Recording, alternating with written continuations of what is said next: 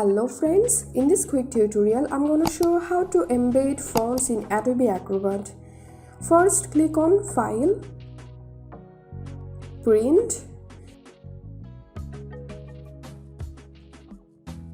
select here Adobe PDF, Properties.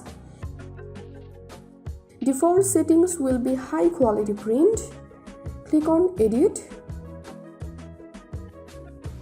Font.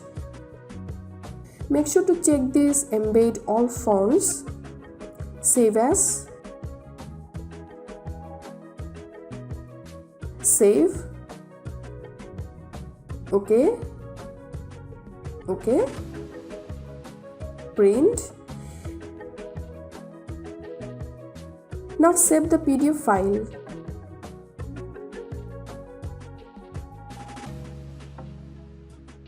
I'm opening this embedded file. That's it for now. If you benefited a little from this video, then make sure to subscribe this channel. Thank you.